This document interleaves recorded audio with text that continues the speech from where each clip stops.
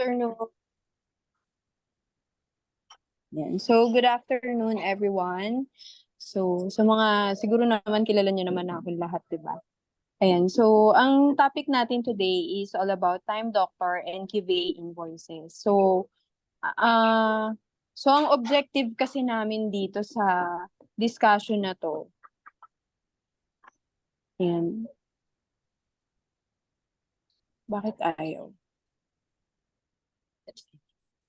So, yan, to refresh how Time Doctor works and refresh the process of QVA invoice. Kasi habang tumatagal, meron po mga nakakalimot, meron din mga, yung itsura din ng invoices natin, iba-iba, hindi rin updated yung mga dates, yan, mga nakakalimot tayo. So, meron naman din na, to avoid din yung, may na-experience kasi ako during invoicing day ko, na yung mga unpaid invoices, yan, yung mga nakakalimot mag-send ng invoice, yung mga now-hold na invoice, yun. So, i-discuss natin lahat dito. Bakit now-hold yung invoice, bakit yung mga ganong instances, no? So, papakita ko muna sa inyo yung Time Doctor. So, lahat naman siguro ng active DAs may ganito. Tama po ba? Yes?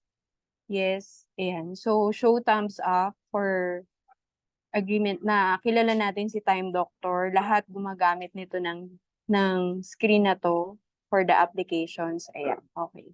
Sige, thank you. Ayan. So, regarding dito sa Time Doctor, I just want to remind, ito yung sign in and out. Itong page na to is yung timer, so dashboard, screencast, time edit, and settings. So, meron kasing matatagal na rin na VA na hindi pa rin alam kung paano yung time edit and yung ano bang meron sa settings. So, unahin muna natin yung sa settings kasi I believe na meron din nakaka-experience sa inyo once na nag-on yung laptop, nag-automatic log on din si Time Doctor. So, bakit? Kasi hindi po natin sina-sign out si Time Doctor sa laptop or sa laptop natin.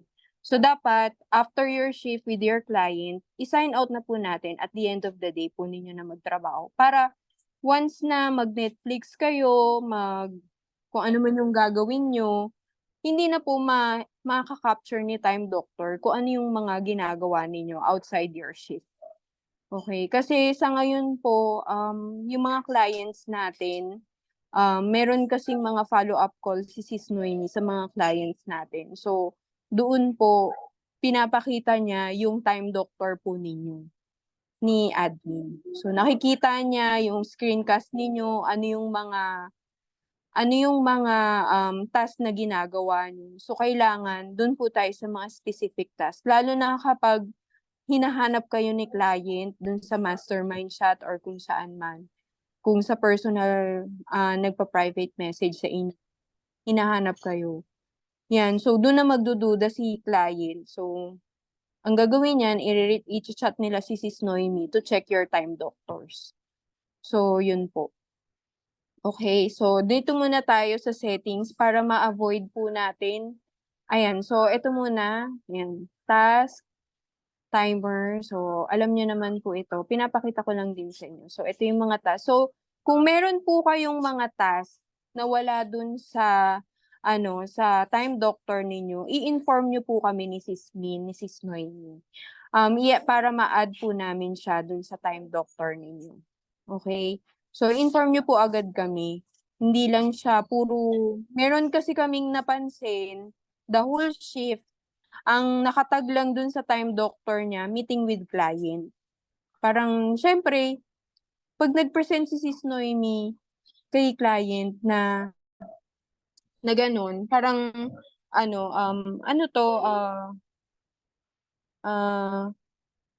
tawag dito, nag-meeting lang si client the whole shift, hindi siya nag-appointment setting. So, ganun yung evaluation dun sa Time Doctor.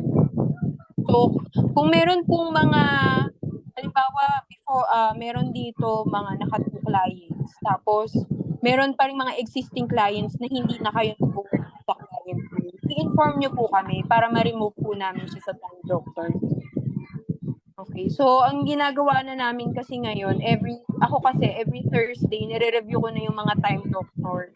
Kung sino yung mga clients na nag-post, sino yung clients na nag-cancel, nire-remove ko na po si VP dun sa sa project para hindi na rin masyadong marami yung clients na nakikita nyo dito para nakafocus na lang kayo. At saka hindi na yung kung sino-sino yung napipindot ninyo.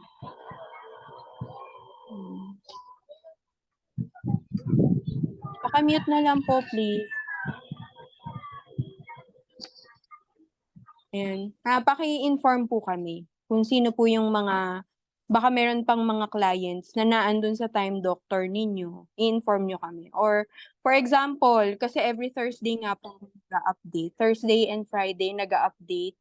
And Monday, nag-check ulit ako ng Time Doctor ng lahat para ma-ensure po na lahat po ng mga new VAs and yung mga new clients ninyo nando na sa Time Doctor ninyo. Kasi dapat po bago po kayo mag-start sa mga clients ninyo, nagta-Time Doctor na po tayo. Especially po dun sa mga may existing clients na.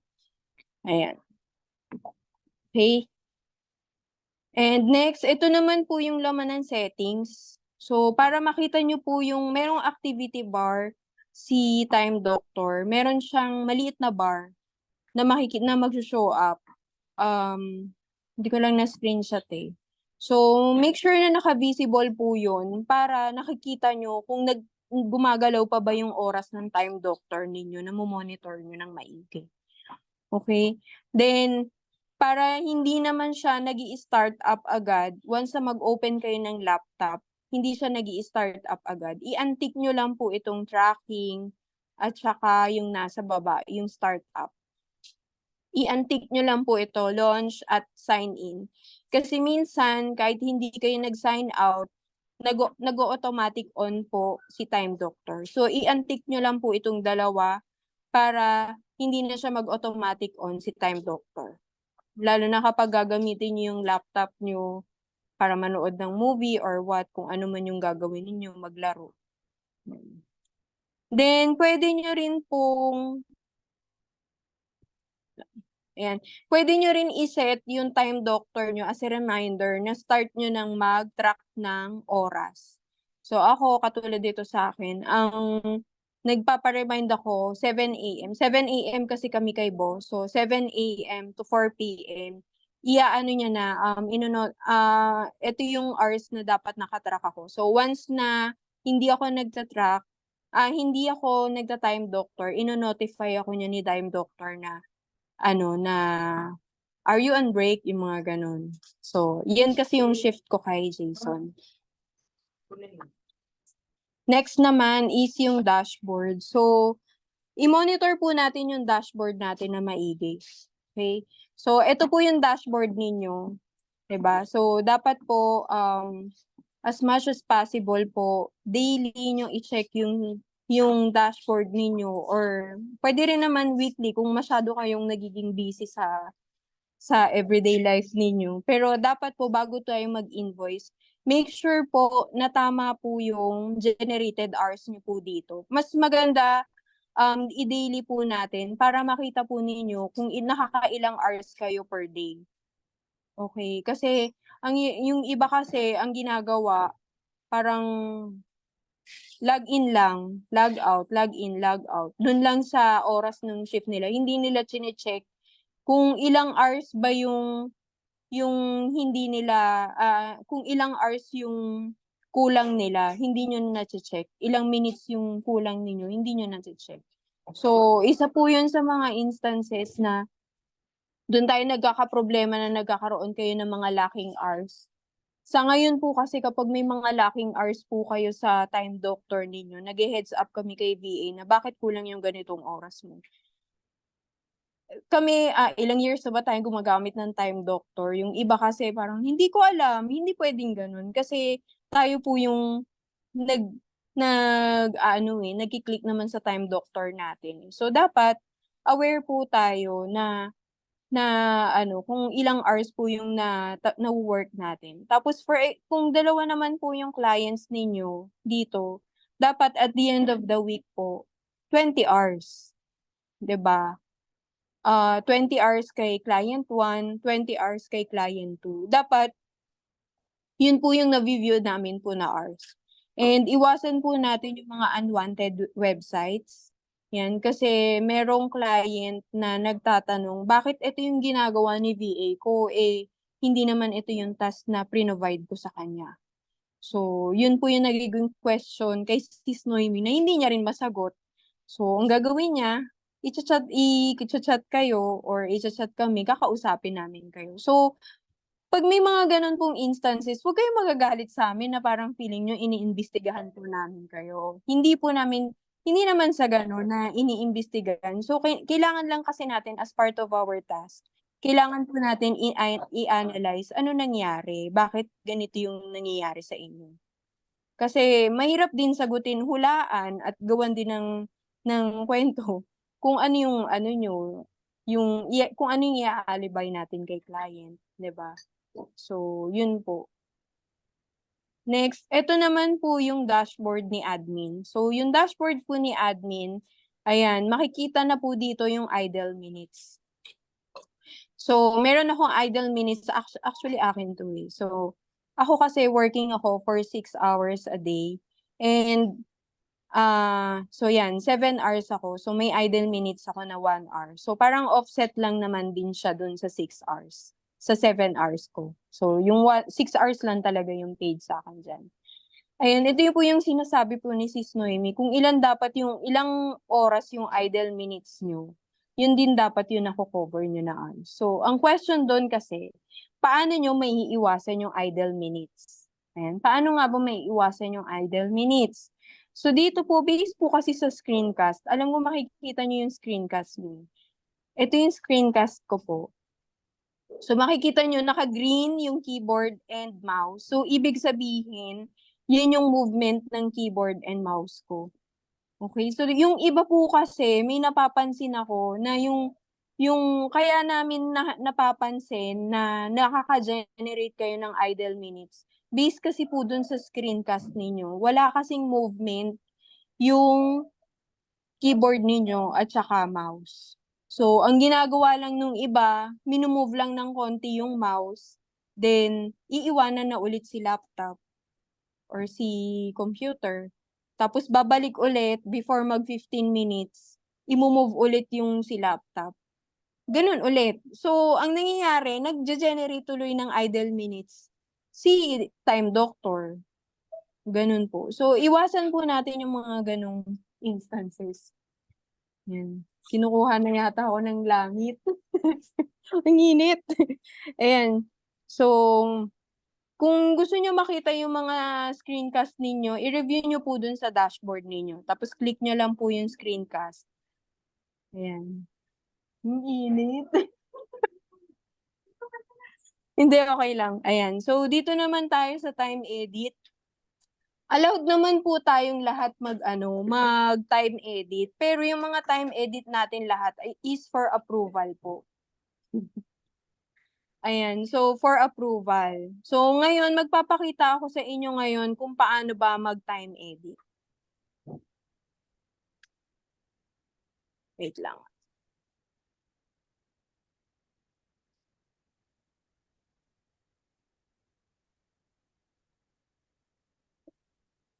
Nandito yun. So, paano pa mag-time edit? Mag-new share ako. So, ito yung... Okay na po. Thank you. Parang sunbathing. Ayan, so ito yung yung dashboard ko. Actual dashboard ko to. So for example, actually may time edit talaga ako kasi nakalimutan ko talaga nag-stop talaga yung time doctor ko nito. Alam ko parang tumayo ako tapos umalis ako ganun. Nagpe-prepare ako ng mga QBA shirts. Nagbibilang kasi ako that time ng QBA shirts. So ito po. So click nyo lang itong pencil. Then client. Ayan. So, project si Jason Grossman. So, anong ginagawa ko dito? Preparing QBA, sure. Okay lang ako. Kaya ko pa.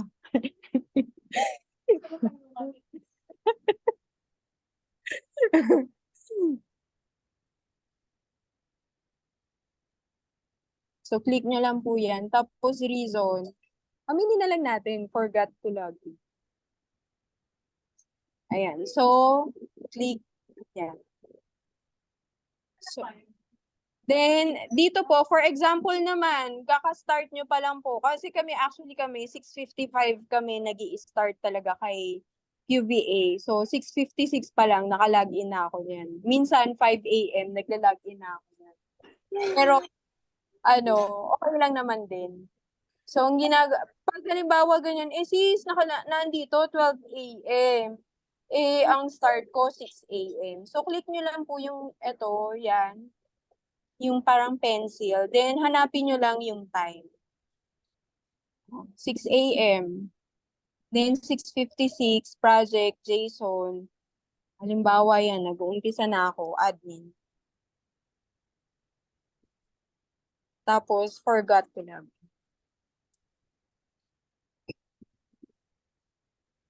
Yung iba po kasi, ang nire-reason nila, time doctor issue. So ngayon, tinatanong ko si VA, ano pong klase yung time doctor issue ninyo? Tapos check nyo lang po.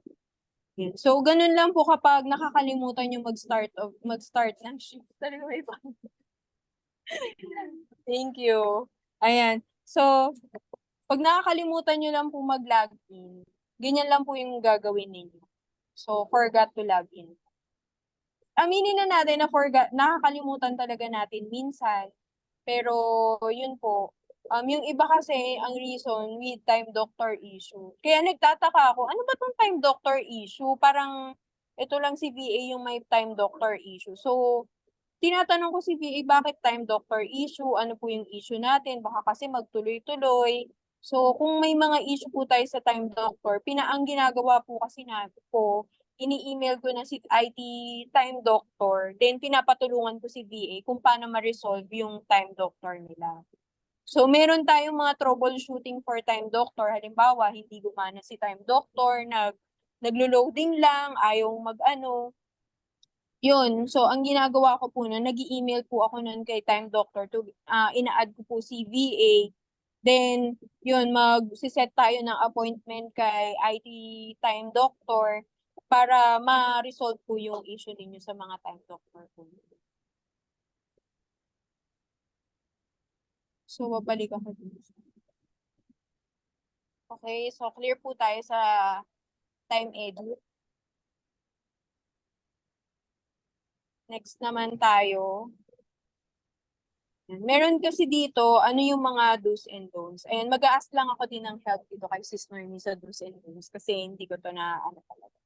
Ayan, always indicate yung reasons yung in editing time kasi merong nagsasabi, sis, nag-time edit ako. Hindi ko po ma-review yung time edit ninyo na wala pong reason. Kasi ang nakalagay doon, halos lahat po okay, okay na ako. Ayun, halos lahat po kasi ng may mga naka-capture kasi doon na time na walang reason. Makikita ko pa rin yung names ninyo. So, hindi ko basta-basta mababasa kung alin doon yung oras na tina-time edit ninyo. Okay? So, always use the correct task that you are doing in real time. So, pag at times talaga, no, minsan nakakalimutan natin, ay, ano na pala ako, SMM na pala ako. Ganun. From Canva, nagso-social media na tayo. Once na maalala nyo, i-click nyo na po siya, i-turn nyo na po siya dun sa, na yun, sa task na yun. At times naman, merong mga PE naman nakakalimutan niya mag-switch ng client. Yan.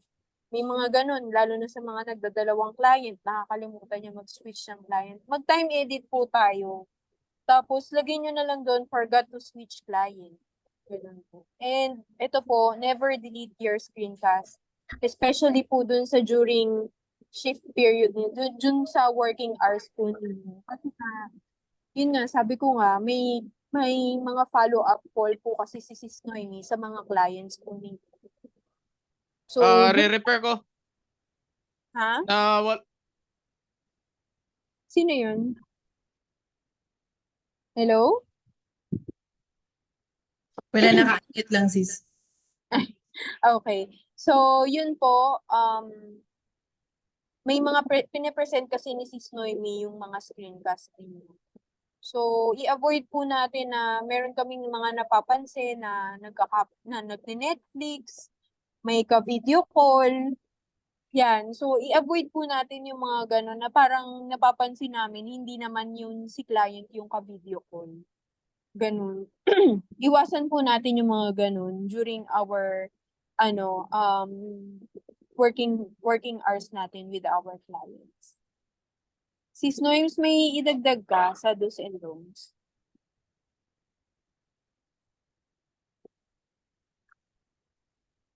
Wala. Sige. All next good. naman. May question yata si Sis Bella. Ayan. Sino po nakaka-experience ng ganito po? Ayan. So, kung meron kayong makikitang ganitong login expired, i-sign out nyo po agad yung ano ninyo, yung time doctor nyo, then sign in. So, makakapture niya naman po yung oras ninyo. Madali lang naman yan. So, sign out now. So, sign out nyo agad, then sign in lang po kayo. Okay? Kasi ito, na-experience ko to nitong week lang. Kaya in-screenshot ko siya. Kasi for sure, baka mamaya yung iba sa inyo, hindi to pinapansin. So, yan. I-sign out now, then sign in lang din kayo. Yan. So, ito naman, ano ba yung mga hardware and software requirements ni Time Doctor? So, si Time Doctor, pwede po siya sa Mac OS 10.11 and above. So, yung naka-Mac po sa inyo, si Iris, may pinapatry kasi ako kay Iris na i-download yung Time Doctor sa Mac niya kasi naka-Mac po siya. And pinapa-screenshot ko kung ano yung error na lalabas para may concern ko siya kay Time Doctor IT. So, Windows 7. So, lahat naman siguro tayo naka-Windows 7, no? Tapos, hanggat maaari, kung naka-i3 lang po tayo na processor, wala namang problema doon. Basta, lagi lang po tayo maglilinis ng mga files natin sa laptop para hindi po hindi po naghahang si Time Doctor natin. Okay? Kasi madalas kasi kapag mababa yung processor natin ganun, tapos yung memory natin, yung RAM natin mababa pa, talagang may tendency po talaga na maglalag yung mga laptop natin. Yan. Okay, so can users record time when offline? Ayan, ang sagot po ni Time Doctor, yes. Ayan, Time Doctor tracks work even when not connected to the internet. So the data will be uploaded to the internet when the internet connection is restored. So, yan po. Kung nagtataka ka po kayo sa app, hindi nagmamatch yung app versus dun sa, may nagko-concern, sis, yung Time Doctor ko hindi nagmo-move, ganyan. I-check nyo po agad yung dashboard ninyo. Yan. So, kahit minsan talaga, kahit ako naka-experience ako ng ganun, pero yung dashboard ko, yung na-record naman sa dashboard ko, okay naman. Kaya, paki-check po agad yung mga dashboard. Yan. Are there any privacy concerns? Yes. Time Doctor tracks work even when not connected to the internet. The data will be uploaded to the internet when the internet connection is restored. Ay, yun pa rin nasagot ko. So, pala. Yes, yun sa privacy concerns, ayan, interactive version, does monitor anything someone's computer when they're on break. And kapag naka-break po tayo, basta pag naka-pause po yung Time Doctor natin, hindi po nag-i-screencast or wala po kaming naka-capture na any password or kahit anong mga private information ninyo, wala po kaming nare-review doon. Sobrang blurred po ng mga screencast. Kaya secure naman po kayo sa amin dun sa mga nare-review namin sa screencasting. Okay? And next, ayan. So ngayon, invoice naman na tayo. For the invoice po, ganito po talaga yung itsura ng invoice natin. Okay? So, for example ako, ito yung invoice ko. Make sure po na updated po yung date, period, pay period, yung invoice number din. Then, yung details dito sa baba, yung shift, number of hours, total amount. Ayan. So, kung may mga bonus kayo, signed up bonus, ilagay nyo po dito, signed up bonus. Ayan. Tapos then amount, magto-total po yan. Yung spreadsheet po kasi namin, na galing sa amin, naka-formula po yun. So, please make sure naman po, kung kaya nyo naman po mag-formula sa Excel files po ninyo, ayun, paki-formula naman po, paki-total naman po yung number of hours ninyo at saka yung total amount ng invoice ninyo. Kasi, para hindi na po ako mag-compute ng hours ninyo. Kasi yung iba, ang ginagawa lang, wala yung total number of hours at saka total amount. So, okay lang ba sa inyo kung ang invoice ninyo 150, 100 lang yung ibibigay ko, di ba? Syempre, ayaw nyo yun kasi pera nyo yun. Yun. Kaya make sure po na naka-total amount po yung mga invoices po ninyo. Okay, sa mga double clients naman po, ganito naman po yung itsura. So, invoice number, for example, nakaka 121 invoice na kayo kay client. So, lagay nyo lang po dito, invoice number 121, tapos pangalan ni client. Then, yung invoice nyo kay client 122 or 001, tapos name ni client. Para aware po kami kung nakakailang invoice na po kayo dito kay client 2 na to. Question, Miss Kath. Yes po.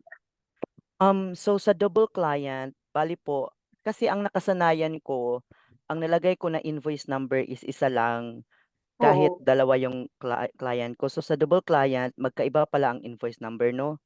Opo, kasi magbe-base po Hmm. tayo sa ano niyan, sa number of invoice na ini-invoice niyo po kay client. Kasi bakit? May mga instances po kasi na si VA naglo-lost hours siya kay client 2. So ngayon bibilangin ko kung ilang hours na yung kulang niya from the start. So bina-backtrack ko 'yan. Meron akong na-experience na VA. Si client 2 niya, September pa lang, may lost hours na siya. So, nagba-backtrack tuloy ako hanggang December backward. So, medyo mahirap siya. So, ngayon, nabibilang ako ng invoice niya. So, So, moving So moving forward forward na lang. Oo. opo. Okay. Moving forward po, ganun Another gawin. question, Miss Kath. Yes po. For example, sa data na yan ha, for example, March 4. Tapos yung start shift is 7 a.m. Actually, the shift is 7 a.m. until 10 a.m. However, in between that shift, my break time, for example, 15 minutes. So we need to cover the 15 minutes, diba? So can we put there 7 a.m. to 10:15 a.m. since may break in between na 15 minutes, tapos i-cover natin, for example, mag-extend na lang tayo ng 15 minutes Yes to po. okay. So Yes po. ang data na ilagay namin dito is 7 a.m. to 10:15 a.m. Tapos sa hours is 4 hours. Opo, Correct. hindi. 7, parang kung gusto nyo maano yung ano nyo, ilagay nyo na lang po sa remarks nyo. Bakit kayo nag-extend ng 15 minutes? Lagay nyo Okay. na lang po sa remarks nyo na Okay. food Okay, break time. great. Food 15 minutes. So, pero Ganun. dito sa time, 7 a.m. to 10 a.m. lang Pwede naman po. ilagay. Opo. Okay, Opo. thank you. Okay. So, yun po ha. So, yung invoice, i-ano nyo po. Oh, what if naman kung meron kayong mga delayed invoices, unpaid invoice, nakalimutan nyo mag-send dahil hindi na kami nagre-remind per VA. Honestly, hindi na talaga ako nagre-remind ng, uy, mag-send ko na ng invoice mo ko. Dati kasi, ang sipag kong mag-remind. Pero ngayon, sabi ni Sis Noemi, hayaan mo sila kasi madidelay ka na madidelay. Please. Ang target lang namin na matapos yung invoice is Tuesday. So, Tuesday at 5 PM, tapos na kami mag-i-invoice niyan. So, yung magsisend po ng 5 PM onwards, hindi ko na siya talaga mahabol. Sorry talaga kasi may ang pasok ko lang po kasi is until 4 PM lang talaga. So, kapag ganun, kulitin nyo na lang si Sismin. Kasi si Sismin, nag-i-invoice din po siya. Pero, ang final review kasi ng invoice ngayon is ako pa rin.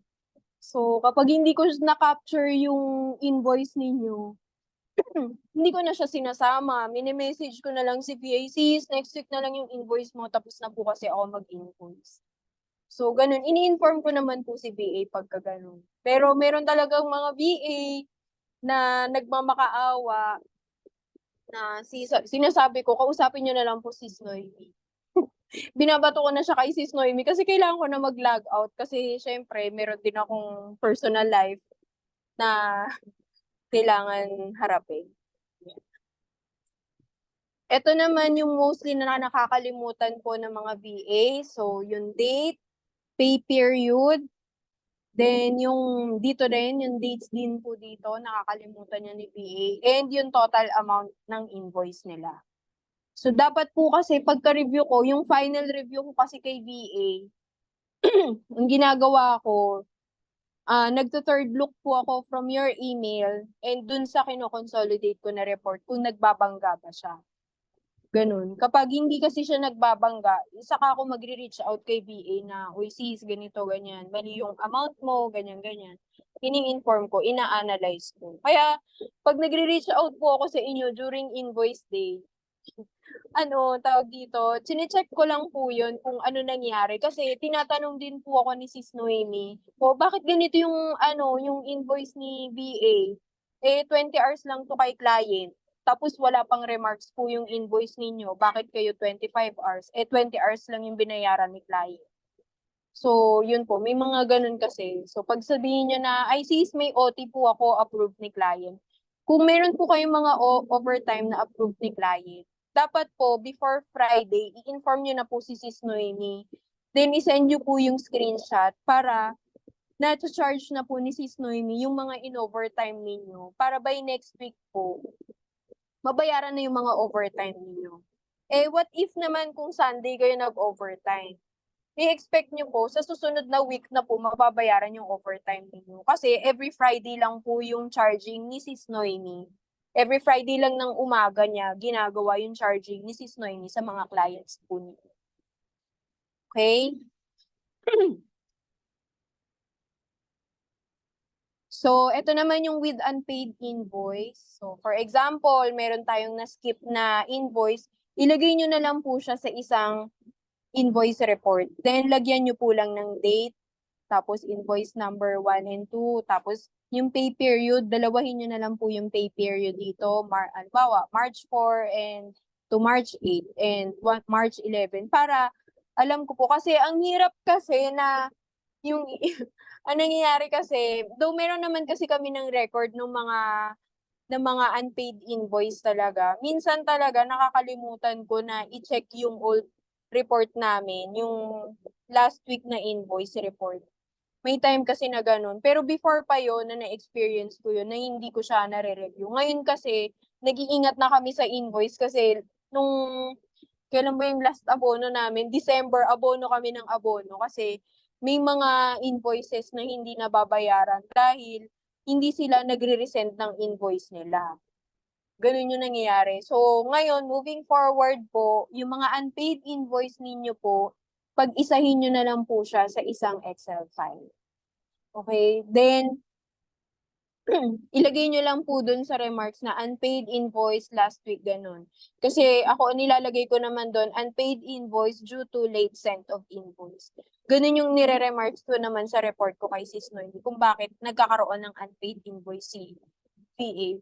Kasi actually yung consolidated na invoice ng mga VAs, pino-forward din po namin yan kay Jason. So si Boss Jason, nire-review din namin siya. So napansin nyo ba na maaga lagi nagpapasweldo ngayon? Kasi nga po, Tuesday pa lang, tapos na po ako mag-invoice at lahat po ng late na mag-send ng invoice, hindi ko na po pinapayagan. Kaya minsan 'di ba kahapon ay nung Wednesday, anong oras tayo sumweldo? Parang mga 4 PM or 5 PM may sweldo na. Kasi ano pa lang, umaga pa lang si Sis Noemi, nag-e-encode na 'yan dun sa WISE. WISE time niya na. Okay, next. So, eto naman yung mga invoice na with absent. Ayan. Pag may mga with absent po kayo, ilagay nyo naman po yung remarks para hindi ko na po kayo kung ayaw nyo nang magpa-istorbo. Kasi alam ko yung iba sa inyo naka-shift. Ay, sis, mamaya na kita balikan na. Ganyan, ganyan. So, ang hirap kasi hihintayin ko pa matapos yung shift ninyo bago nyo ko balikan. So, ang ginagawa ko, ini-skip ko kayo. Lumilipat na ako dito sa susunod na PE. So, para po ma-avoid po natin na istorbohin ko na kayo, ayan, absence due to emergency reasons, or power outage, ilagay nyo na po yung remarks. Then, ilagay nyo po yung remarks na nag-covered kayo ng the next days, ng ganitong hours, ganun. I-ano nyo na po, i-complete package nyo na yung invoice ninyo para hindi ko na kayo i-istorbohin, di ba? Ayan. So, ayan po. So, clear po tayo dito lalo na kapag meron po tayong mga kino-cover na lost hours Then, make sure din po na nakatotal po lagi yung invoice. Ayan, yung sa attendance po ninyo, may mga concerns po kami na yung kailangan, yung pag-absent po kayo, dapat magsabi na po agad kayo kay client. Ngayong darating na week, alam ko may mga tatanong, sis, Holy Week next week, may pasok ba kami? 'Di ba? So, ang holiday naman natin for Holy Week is pangbuong mundo naman yan eh. So, pwede nyo pong itanong kay client ninyo kung may pasok ba ng Friday and Thursday. Then, kung papayag ba sila na offset na lang yung hours from Monday to Wednesday, nasa inyo po yun. Ganito po yun ha. Once po na-onboard na po kayo ni Sis Noemi sa mga clients ninyo, i-represent nyo naman po si QVA ng maayos. Ang ibig kong pa sabihin, parang kayo na po yung makipag-usap kay client na maging proactive na po tayo na pag absent ako magsasabi sa client ko na hindi ako makakapasok. Ganun.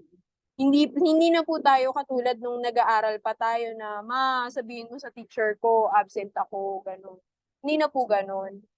Kayo na po mag-inform sa mga clients ninyo na hindi kayo makakapasok kasi meron kayong emergency cases or hindi kayo makakapasok kasi may power outage. Kung meron kayong yung mga suddenly power outage, pwede nyo po kaming i-text. Yun, pwede kami mag-inform nun kay Sis Noemi, kay client nun. Minsan, merong VA na ganyan eh. Pag nawawalan sila ng kuryente, nagte-text agad sa amin na paki-inform naman si client, hindi wala talaga akong chance na makapag-data or what. Na wala yun. Ini-inform namin sa mastermind chat na ganun. Pero kung may chance naman kayo na makapag-data, yun, nakapag-chat kayo sa amin, pero sa mastermind chat, hindi. So, unahin niyo po agad si mastermind chat. Okay? So, dun po kayo mag-inform agad. Hindi man direct kay client, at least sa mastermind chat, lahat po kami makakaalam. Hindi lang kayong dalawa ni client. Ayan, kung magpapalit din kayo ng changing shifts, must be posted in mastermind chat. So, pag meron kayong mga papalit-palit na shift, mag-inform din po kayo sa mastermind. Gamitin niyo po yung mastermind chat para makapagpaalam po kayo ng maayos doon. Kasi kami, mag-acknowledge lang po kami. At once na mag-invoice po ako, mare-review ko kung ano yung mga pinaalam nyo doon kay client. Nag-offset pala siya dito, ganun. Kung hindi ko po kayo makontak, at least may mare-review po ako. Kaya napaka-importante po yung login and out natin doon, yung notice nyo po sa mastermind chats. Yun po. Kasi dun din, isa po yun sa mga nire-review ko po. Ayan. So, may question pa po. Ayan lang naman po yung regarding sa attendance natin, invoice and time doctor. Sis Noemi, baka may idagdag ka po.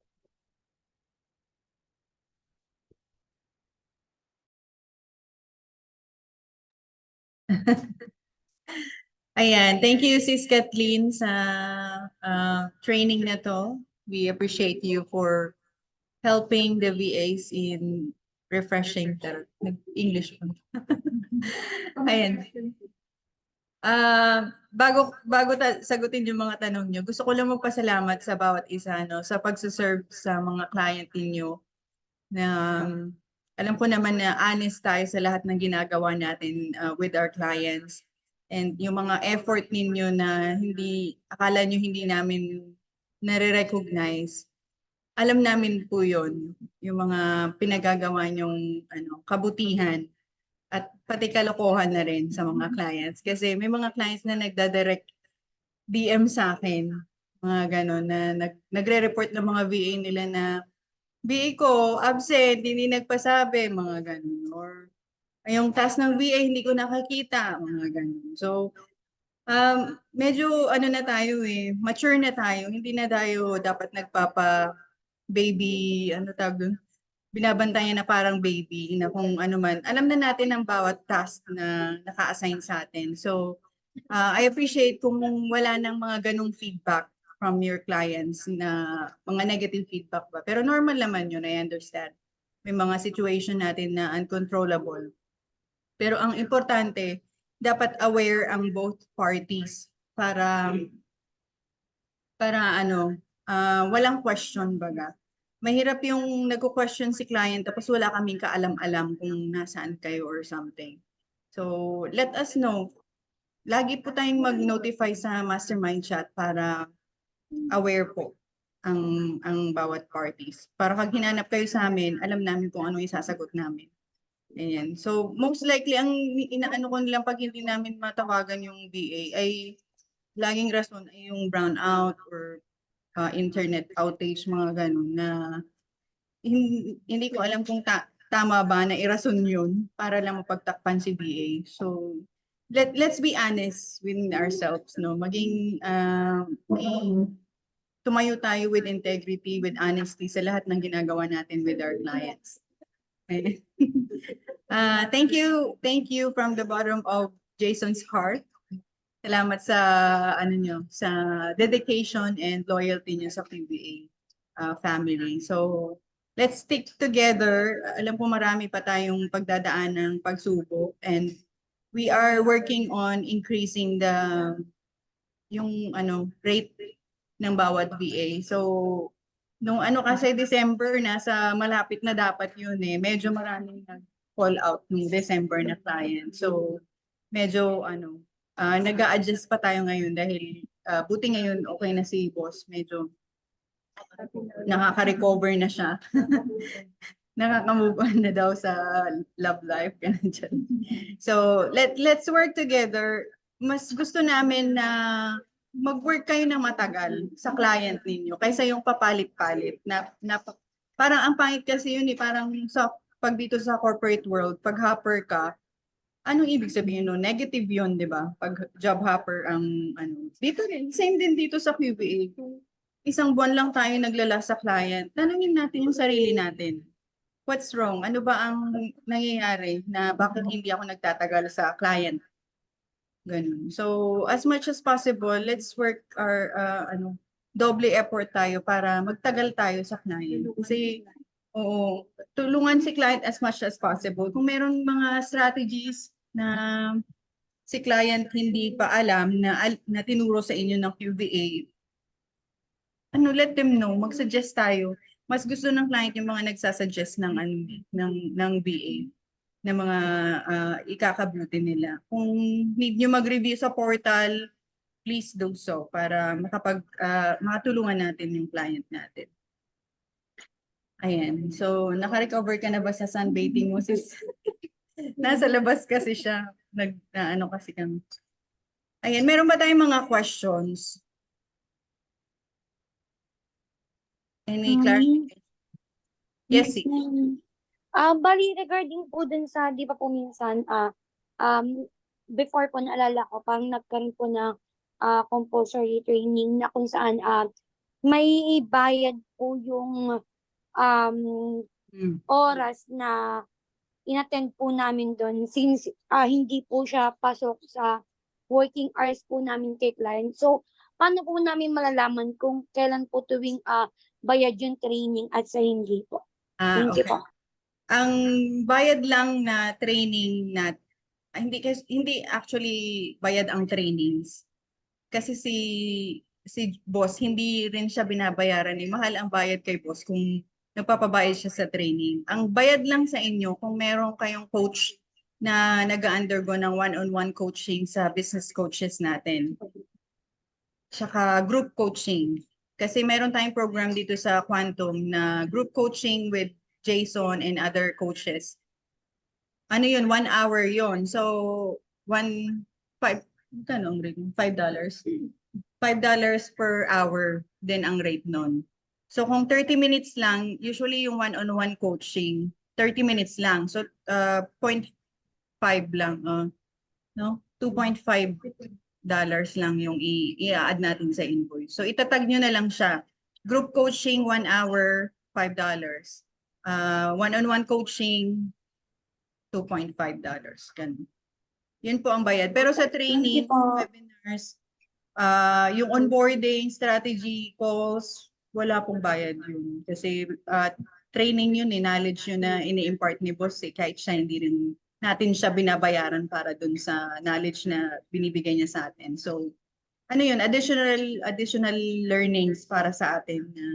Kumaga, yung oras na lang ang i-dedicate natin. Hindi na tayo magbabayad ng pera. Di ba? Any other question?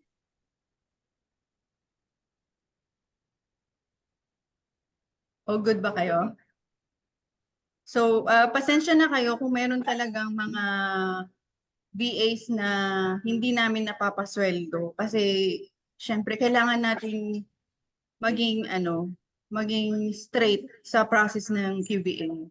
Kung mag-aantay kami ng invoice nyo, kawawa naman yung iba, madidelay yung iba. So, pati yung tracking sheet, napaka-importante yun. Kung wala kayo noon at ilang beses na kayong nagpe-fail na mag-send on time, talagang kailangan namin kayong kastiguhin. Hindi naman yan personal na kastigo, kundi para i-remind kayo na maging responsible tayo sa gawain natin dito sa QBA.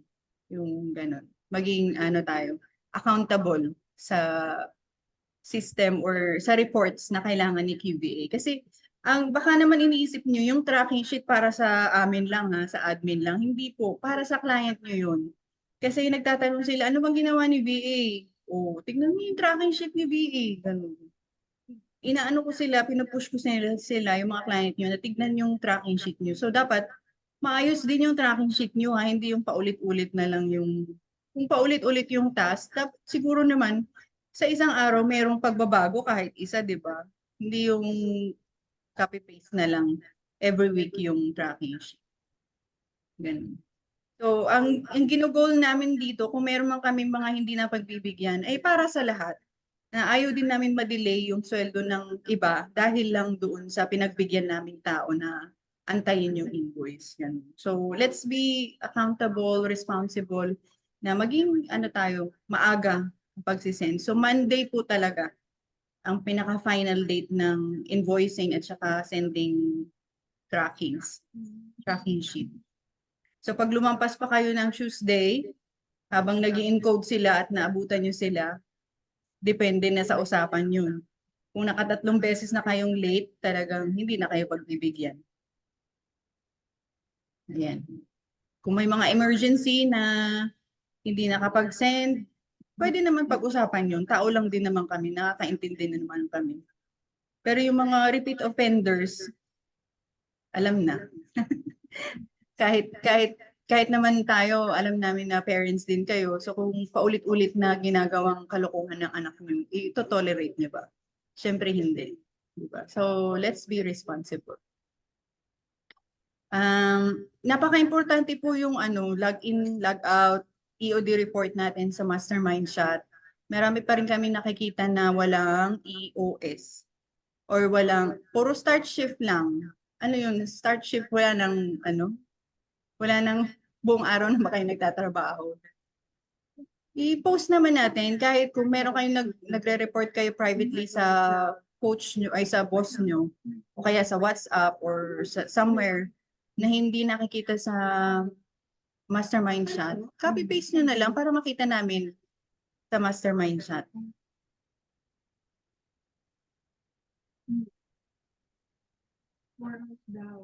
Ha? May question pa? Yung question na sinasabi nyong what if wala pang 4 hours tapos nyo na yung ano. Maganda yon, ibig sabihin mabilis kayong magtrabaho. Pero alam nyo bang pogi points yon sa client pagka natapos nyo ng mabilis yung trabaho, tapos nanghingi kayo ng additional task? Let's maximize the 4 hours. 4 hours lang po yun. Alam namin na may mga magagaling, mabibilis magtrabaho. Pero kung alam niyo sa effort niyo, sa tingin niyo na kailangan pa ni client ng gantong trabaho, mag-initiate na tayo, boss. Tatapos ko na po yung sinend mo. Meron ka pa bang ibang task na ipapagawa sa akin for the day? Ganun. Pag wala na at sinabi ni client na, okay, that's all good, you may rest, ganun. So mag-notify tayo sa mastermind chat. Sabihin nyo na, Kathleen, Noemi, Min, hindi na ako pinatapos ni client kasi natapos ko ng maaga yung task. So pwede nyo i-indicate din yan sa invoice nyo. Kung kulang yung invoice nyo ng ilang oras, sabihin mo, itong oras na to, pinayagan ako ni client na magpahinga na. Ganun. Screenshot nyo din yung yung approval ni client kung hindi siya sa mastermind nagchat-chat. Yes, Sis Christine.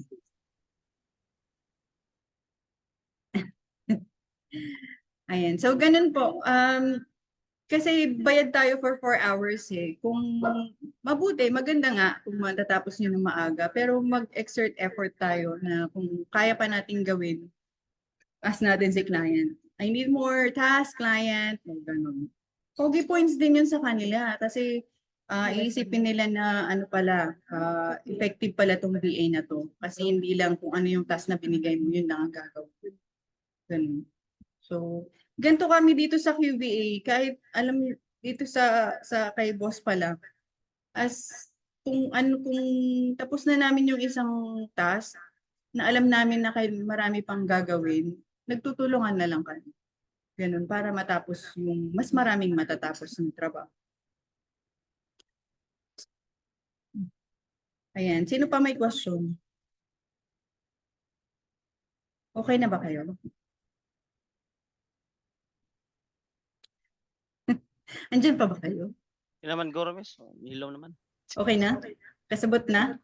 Ayan. So, hopefully wala na tayong maririnig na hindi ko alam anong gagawin ko sa TD, anong gagawin ko sa invoice, hindi ko alam kailan ang date, ganun. Let's, alam mo yun, huwag tayong maging ignorante kasi nandito tayo sa QBA eh. Kaya as much as possible, nagre-reach out kami sa inyo para one page lang tayo kung ano yung process ng QBA na ma-remind kayo na anong dapat niyong gawin. Okay, dokes? Are you all good? Yes. Ayan, any questions? So, this mean. Ayan, salamat sa respect na pinagkakaloob nyo sa amin as your admin assistant kasi hindi namin kaya sa sarili namin ni kailangan namin ng tulong nyo, support nyo na maging maayos. Pag tinatanong kayo, wag nyong iisipin na inaano na namin kayo, ang tawag doon, ginigisa na. Question lang yun for clarification. Kasi ayaw naman namin na hindi kayo mapasahuran ng tama. So, wag tayong maging mag-overreact. Ganun. So, we are here to support you. Hindi kami nandito para, alam mo yun, pahirapan ang bawat isa. So, as much as possible, gusto namin matulungan kayo na maging maayos para hindi na tayo paulit-ulit sa maling ginagawa. Ano ba? Are you all good? Okay na ba tayo? So, ayan. Salamat sa lahat na nag-join today. 39 out of, ilan ba tayo? 90? 90 active VAs na tayo ngayon, pero bakit 39 lang? So most likely, ang mga tanong dito nandun sa 40. May 39 minus sa mga hindi nag-join sa araw na ito. So ayan. Let's utilize the mastermind chat. Tsaka yung community chat, announcement chat kung meron kayong tanong, ha? Huwag na mahiyang magtanong. Okay, are you all good? Salamat sa lahat. Let's wrap it up. Thank you for joining everyone. God bless. Happy weekend. Bye. Sabado na, Thank Jod. you. Bye-bye. Bye-bye.